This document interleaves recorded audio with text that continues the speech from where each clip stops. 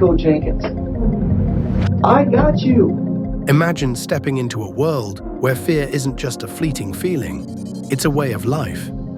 Behind these concrete walls and steel bars are some of the most feared men ever captured on camera. What did you do then? I took her to the basement and eventually hung her. Anything else at that time? Yes, I had some sexual fantasies. From a man who targeted society's most vulnerable, the prostitutes and homeless addicts, to a health worker who injected air and lethal fluids into helpless infants. These individuals represent the darkest depths of humanity. Join us on this chilling adventure as we reveal the 20 most feared men in prison caught on camera for the first time. Number 20. Larry Dean Bright. Larry Dean Bright, born July 8, 1966, earned the nickname the Bone Crusher for his gruesome methods of disposing of victims. Between 2003 and 2004, he murdered at least 8 women in central Illinois, primarily targeting sex workers. Bright lured his victims under the guise of payment, but harbored sinister intentions. His first known victim, Sabrina Payne, was found strangled in a cornfield in 2003. As his killings continued, Bright escalated his depravity, burning bodies in his backyard or abandoning them in remote locations. Bright's motives were as twisted as his methods. Investigators speculated racial hatred, as most victims were African American women, though Bright offered disjointed justifications, citing personal trauma and alleged childhood abuse. He claimed to forget some murders due to intoxication and admitted he had contemplated suicide or provoked a fatal police encounter. Despite his efforts to conceal his crimes, DNA evidence ultimately sealed his fate. Arrested in 2005, Bright confessed during a plea deal to avoid the death penalty, receiving 8 life sentences without parole. But if Bright's brutality was raw and impulsive, the next story involves a killer whose calculated methods and unassuming demeanor made him an even more terrifying figure. Number 19. Dennis Rader. Dennis Rader, the infamous BTK killer, bind, torture, kill, stands as a chilling example of evil hiding in plain sight. Born in 1945 in Kansas, Rader appeared as a devoted family man, Cub Scout leader, and church president. Beneath this facade lurked a calculated predator. His murderous spree began in January 1947 with the brutal slaughter of the Otero family, marking the start of a reign of terror. Over decades, Rader claimed 10 victims, including Catherine Bright, Maureen Hedge, and Vicky Wegeler, binding, torturing, and killing them with chilling precision. Rader's obsession with control extended beyond his crimes. He taunted police and media with letters, relishing their inability to catch him. His double life allowed him to blend into his community undetected. Ironically, his downfall came from his need for recognition. In 2005, a floppy disk he sent to law enforcement was traced back to him, leading to his arrest.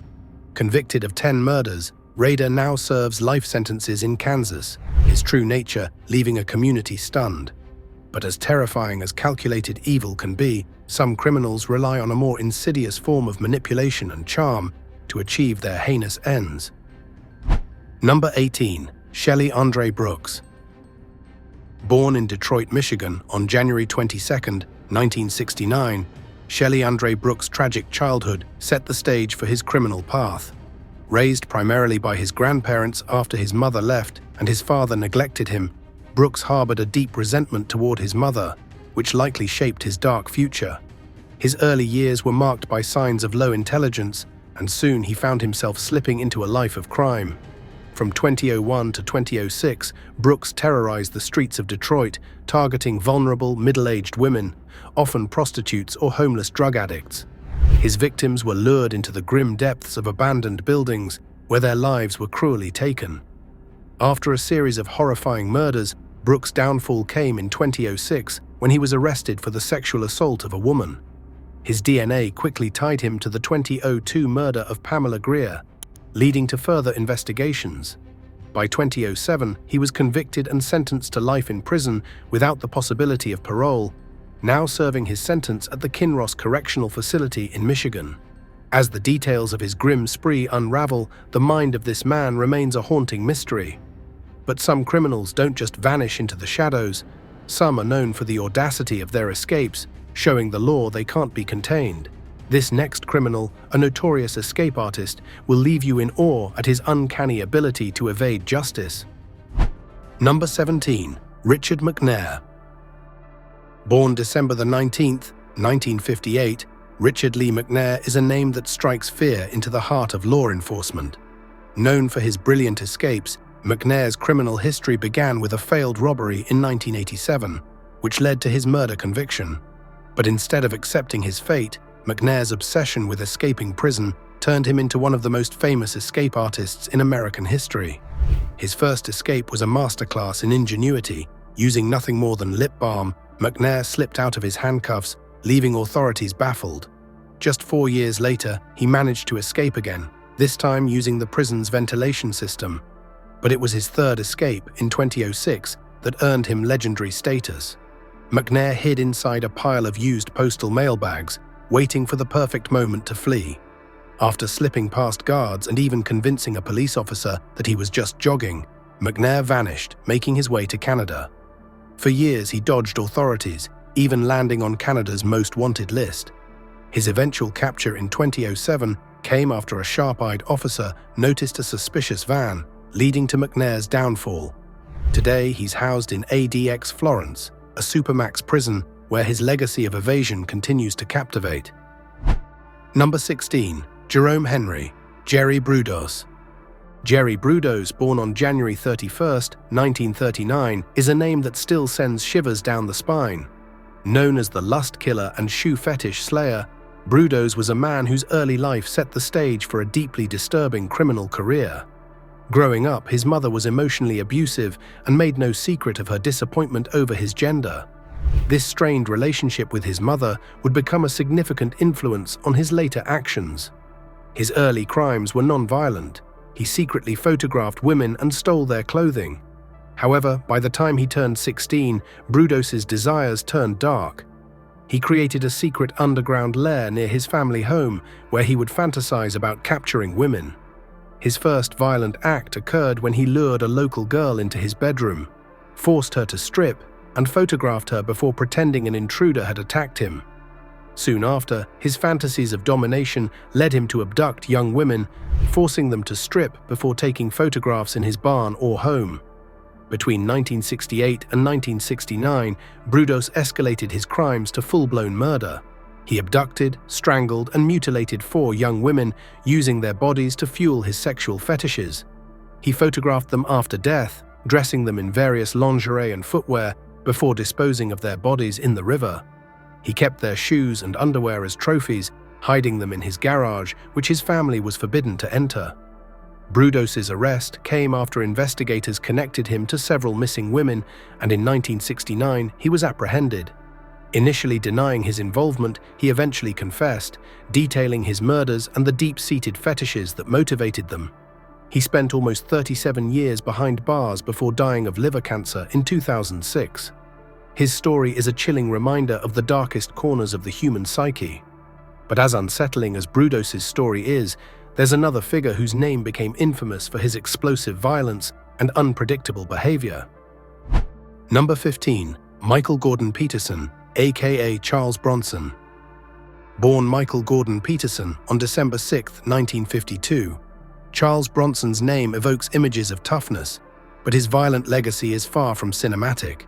From a young age, Bronson displayed a fierce temper and a love for violence. At 22, he committed his first major crime, an attempted post office robbery in Luton in 1974, which turned into a shootout, injuring officers. His erratic behavior led to his transfer to Broadmoor Psychiatric Hospital, but he continued to attack staff and inmates, even attempting to take hostages. It was here he adopted the name Charles Bronson, inspired by the actor. Bronson's violent outbursts earned him long periods of solitary confinement, during which he focused on physical fitness and wrote a book, Solitary Fitness. His most infamous moment came in 1998 when he orchestrated a hostage situation at HMP Belmarsh, demanding a helicopter for his escape. The standoff ended after hours, further cementing his reputation as a dangerous force. Though Bronson began creating art and poetry during his imprisonment, his violent past continues to overshadow his later pursuits. Will he ever be freed? Time will tell. As Bronson's story continues to unfold, another name rises from the depths of criminal infamy, a figure whose violent past would soon ignite terror across a different part of the country. Number 14. Irvin Elroy Cherry. Irvin Elroy Cherry was born on March 26, 1966 in Florida, and became a name synonymous with terror in northern Florida during the early 1990s. His criminal journey began with a conviction for aggravated battery with a deadly weapon in 1987, leading to a 10-year prison sentence. After serving part of his term, he was released in the early 1990s. Between November 1993 and February 1994, Cherry's sinister activities escalated. He was linked to the murders of 3 women: Wanda Robinson, Christina Cooper, and Catherine Walker. His arrest in Georgia for auto theft in September 1994 became the turning point. While in custody, authorities connected him to the Florida murders. In January 1995, Cherry was convicted for the murders of Robinson and Cooper, receiving life sentences for each. Initially denying involvement in Walker's death, he later confessed in 2010, stating he killed her during a drug deal dispute. This confession led to an additional life sentence. Cherry's case serves as a grim reminder of the darkness that can lurk beneath the surface of society. As we delve deeper into the world of notorious criminals, another figure emerges from the shadows. A man whose criminal activities spanned decades and whose capture marked a significant moment in law enforcement history. Number 13. Alvin Francis Karpis. Born on August 10, 1907 in Montreal, Canada, Alvin Francis Karpis became a notorious criminal early in life. By the age of 10, he was associating with criminals. At 19, Karpis was sentenced to 10 years for attempted burglary, but escaped and formed the infamous Barker-Karpis gang with Fred Barker. The gang specialized in bank robberies, kidnappings, and violence, with Karpis gaining a reputation for ruthlessness, especially after the gang's involvement in the killing of Sheriff C. Roy Kelly. The gang's reign ended in 1936 after a series of violent encounters with law enforcement. Karpis was captured on May 1, 1936, and sentenced to life in prison. He spent 26 years in Alcatraz, one of the longest-serving inmates. After being released in 1969, Karpis struggled to adapt to life outside prison and was deported to Canada. He eventually moved to Spain, where he died on August 26, 1979. Initially thought to be a suicide, his death was later ruled to be from natural causes, marking the end of a criminal career defined by violence and notoriety. As we continue our exploration of infamous criminals, we encounter a figure whose crimes were marked by a chilling pattern and a disturbing lack of remorse. Number 12. Nico Allen Jenkins. Nico Allen Jenkins, born in 1988, had a life marked by violence and mental health struggles. A descendant of an Omaha chief, Jenkins spent over 10 years in prison for carjacking, where his violent behavior and mental health issues were largely ignored. Released from prison on July 30, 2013, without proper supervision, he embarked on a killing spree just 2 weeks later. On August 11th, Jenkins murdered 2 men, Juan Uribe Peña and Jorge C. Cajiga Ruiz, in Spring Lake Park, shooting them in the head and stealing their belongings. 8 days later, he killed Curtis Bradford, a man he had met in prison. His final victim, Andrea Kruger, was murdered on August 21st. Jenkins's crimes were caught on camera, and he was arrested on August 30th at his girlfriend's house. During an 8-hour interrogation, Jenkins confessed, claiming to act under the command of an ancient serpent god, Apophis. Despite his erratic behavior and claims of mental illness, a psychiatrist deemed him competent to stand trial. Jenkins was sentenced to death, and an additional 450 years were added for weapons charges. His case is a disturbing example of how untreated mental health issues can lead to tragedy. Number 11. Thomas Edward Silverstein. Thomas Edward Silverstein was born on February 4, 1952, in Long Beach, California, into a family marked by instability. His mother, Virginia, married several times, with Silverstein growing up believing one man was his father before discovering his biological father was absent. Shy and bullied during childhood, Silverstein was encouraged by his mother to stand up for himself. At 19, he was sentenced to San Quentin for armed robbery, and after a parole release, he re-offended, resulting in another sentence in 1977. At the United States Penitentiary in Leavenworth, Kansas, Silverstein joined the Aryan Brotherhood, a prison gang associated with violence. His violent behavior escalated when he killed fellow inmate Danny Atwell in 1980. He received a life sentence and was transferred to USP Marion, where he spent much of his life in solitary confinement. Silverstein's prison life was marked by several murders, including a correction officer, Merle Klutz, in 1983. Each act added years to his sentence. Silverstein spent 36 years in solitary, which remains one of the longest periods in American prison history. He passed away in 2019 due to complications from heart surgery. Up next, we'll explore a case where trust in a healthcare professional was betrayed in the most chilling way possible. Number 10. Charles Edmund Cullen. Charles Edmund Cullen's story is a chilling example of a trusted professional betraying his oath to not harm.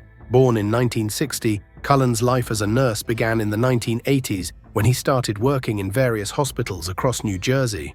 He was regarded as a quiet, unassuming individual, the kind of person you'd trust to care for a loved one. But behind the scenes, Cullen was hiding a dark secret. He was a serial killer. Cullen confessed to killing at least 40 patients, though some estimates suggest the true number could be much higher. His method was subtle and terrifying. He injected lethal doses of drugs into his victims. His reign of terror lasted 16 years before he was arrested in December 2003 after an investigation linked him to several suspicious deaths at Somerset Medical Center. During his trial, Cullen showed no remorse, and his cold demeanor shocked the public. In 2004, he pled guilty to 13 murders and 2 attempted murders, agreeing to cooperate in exchange for avoiding the death penalty. He was sentenced to 11 consecutive life sentences. Cullen remains in New Jersey State Prison. Next, we turn our focus to a gangster who ruled the underworld of Chicago, Al Capone. Number 9. Al Capone. Al Capone's life epitomizes the American dream gone wrong. Born on January 17, 1899 in Brooklyn, New York, to a poor Italian immigrant family, Capone joined the 5 Points Gang as a young man, learning ruthless tactics. After moving to Chicago, he expanded his criminal empire under Johnny Torrio's mentorship, delving into bootlegging, gambling, and bribery during Prohibition. Capone's reign was marked by violence, including the 1929 St. Valentine's Day massacre, where 7 men from a rival gang were killed.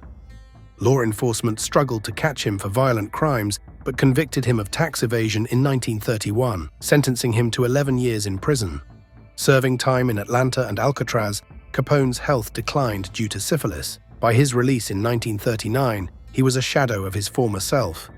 He died in 1947, a symbol of crime's fleeting power. Capone's story warns of the destruction that follows a life of crime. Reflecting on figures like Capone, we ponder what drives individuals to embrace darkness. The answer lies in a complex mix of circumstances, choices, and the psychology of a criminal mind. Number 8. Joseph Martin Danks. Joseph Martin Danks, born on June 17, 1962, in Bay City, Michigan, earned the grim nickname the Koreatown Slasher due to a series of brutal attacks in Los Angeles' Koreatown neighborhood. In January 1989, he targeted homeless men, fatally stabbing 6 individuals in the back with great force. His victims included Christopher Michael Forsblade, Isaac Davis, John Charles Coble, and 2 unidentified men. One intended victim, Almond Lord, survived and provided a description that aided in Danks' capture. Danks was arrested on January 20, 1987, after a witness observed him during his final attack and alerted the police. Upon arrest, he confessed to the murders, expressing a personal enmity towards those he considered dirty, filthy bums. In December 1988, Danks pleaded guilty to 6 counts of first-degree murder and was sentenced to life imprisonment without the possibility of parole. While serving his sentence at the California Correctional Institution in Tehachapi, he murdered his 67-year-old cellmate, Walter Holt, in September 1990. Danks claimed he was doing God's work by killing Holt. In 1993, he was convicted of Holt's murder and received a death sentence. Throughout his incarceration, Danks exhibited signs of severe mental illness. including paranoid schizophrenia and antisocial personality disorder. He reported hallucinations and engaged in erratic behavior, such as attacking prison guards and fellow inmates. Despite these issues, he remained untreated until 2011. As of 2021, Danks is incarcerated on death row at San Quentin State Prison. Number 7. Rodney Alcala. Rodney James Alcala, born on August 23, 1943 in San Antonio, Texas, grew up in a troubled household. He joined the U.S. Army at 17, but was discharged after a breakdown and a diagnosis of antisocial personality disorder. Despite his troubled past, Alcala mastered the art of deception, presenting himself as a charming, aspiring photographer.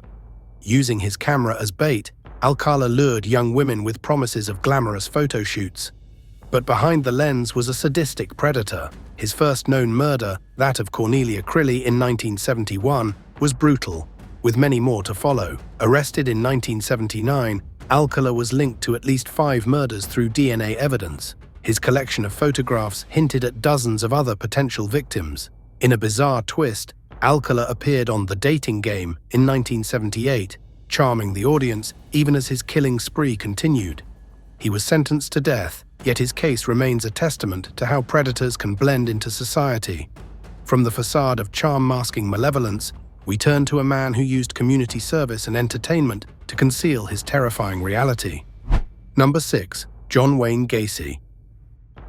John Wayne Gacy, born on March 17, 1942 in Chicago, seemed to embody the ideal community member. Known for hosting neighborhood events and performing as a clown, Gacy's public persona masked a horrifying secret. Between 1972 and 1978, Gacy sexually assaulted and murdered 33 boys and young men. Gacy lured his victims by offering jobs or money, then attacked them in his suburban home. Police began investigating after a teenager, Robert Peast, went missing in 1978.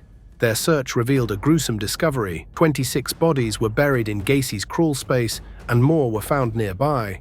The trial in 1980 exposed Gacy's chilling dual life. While his defense claimed multiple personalities, the jury rejected this and sentenced him to death. Gacy's execution in 1994 brought an end to his reign of terror, but his case highlighted failures in the justice system to track offenders.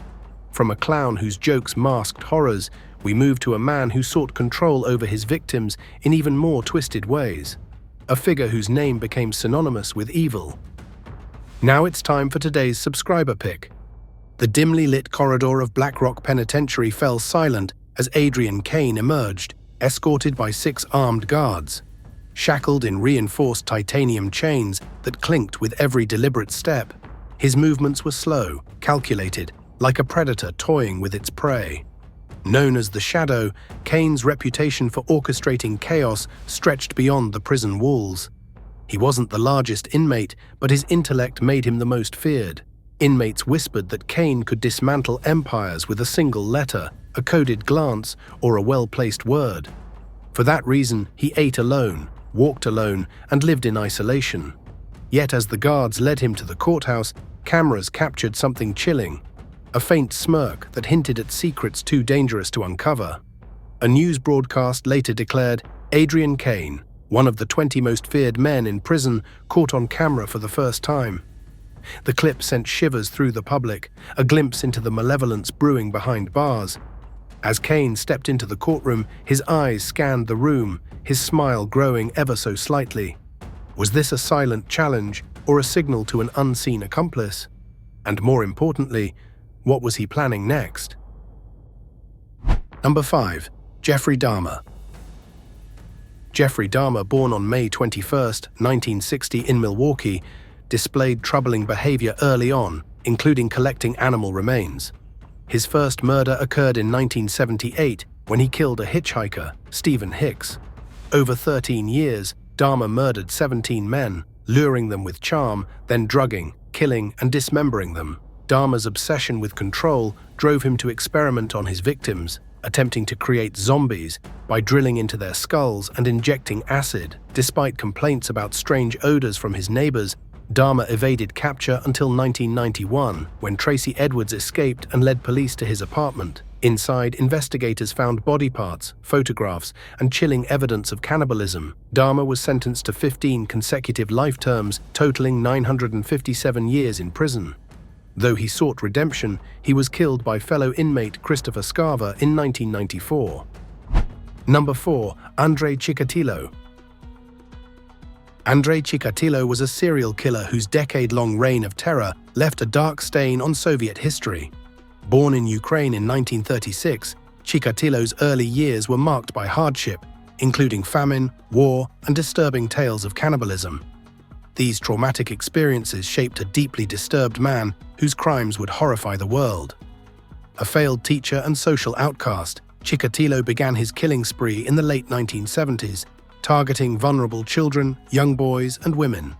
He lured his victims to secluded areas where he committed acts of unspeakable cruelty, mutilating their bodies in a twisted attempt to exert control and satisfy his deviant urges. His killings were methodical, yet savage, leaving investigators baffled. Initially, Soviet authorities were reluctant to acknowledge the existence of a serial killer, hindered by outdated investigative methods and a lack of resources. However, advances in forensic science eventually led to Chikatilo's capture in 1990. He confessed to 52 murders, though the true number of his victims may never be known. Chikatilo's trial in 1992 was a media spectacle, marked by his erratic behavior and chilling confessions.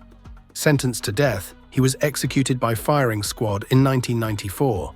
His case forced Russian law enforcement to modernize and remains a grim reminder of humanity's capacity for evil.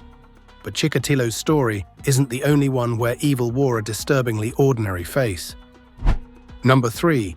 Vernon Lee Clark. Vernon Lee Clark targeted the elderly and vulnerable in Maryland, carrying out a series of brutal murders over nearly a decade. A seemingly unassuming handyman, Clark's outwardly normal demeanor allowed him to evade suspicion for years. His crime spree began in 1980 with the murder of 70-year-old Rebecca Davis, a retired art teacher and world traveler. Clark sexually assaulted and killed Davis, hiding her body in the woods. This gruesome act marked the beginning of a string of violent crimes that terrorized the community.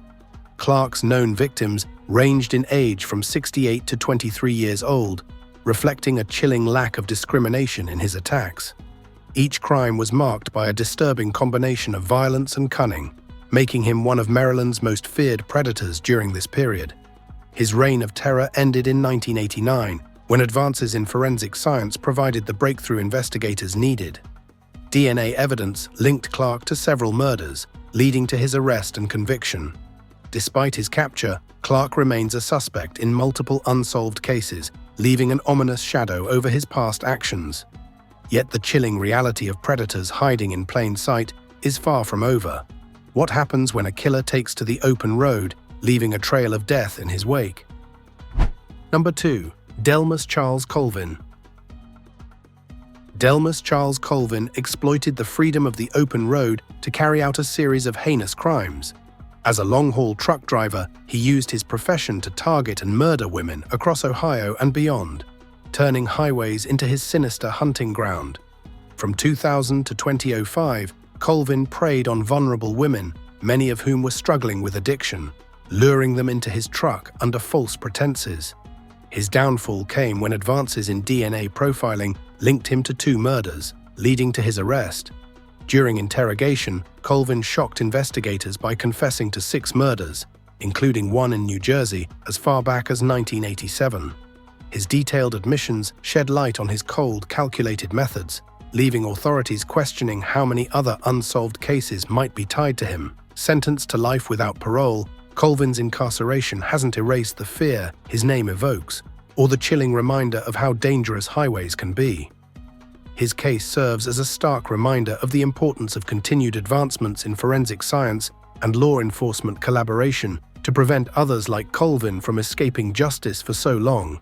But what happens when the predator doesn't just kill, but returns to desecrate the bodies of his victims? The next story takes us to Chicago's Englewood neighborhood for an even darker chapter. Number 1. Andre Crawford. Andre Crawford's reign of terror left a deep scar on Chicago's Englewood neighborhood. a community already grappling with systemic issues. Between 1993 and 1999, Crawford murdered 11 women, most of whom were vulnerable due to drug addiction or involvement in sex work. He lured his victims with promises of crack cocaine or money, only to strangle or stab them. Adding to the horror, Crawford revisited his crime scenes to commit necrophilic acts on the victims' bodies. Crawford was apprehended in 2000 after DNA evidence linked him to the murders. In 2009, he was sentenced to life imprisonment without the possibility of parole. His heinous crimes exposed not only his depravity, but also systemic failures, including neglect of vulnerable populations and slow responses to patterns of violence against marginalized women in Englewood. Do you believe the punishments these criminals received truly match the severity of their horrifying acts? Let us know your opinion in the comments below.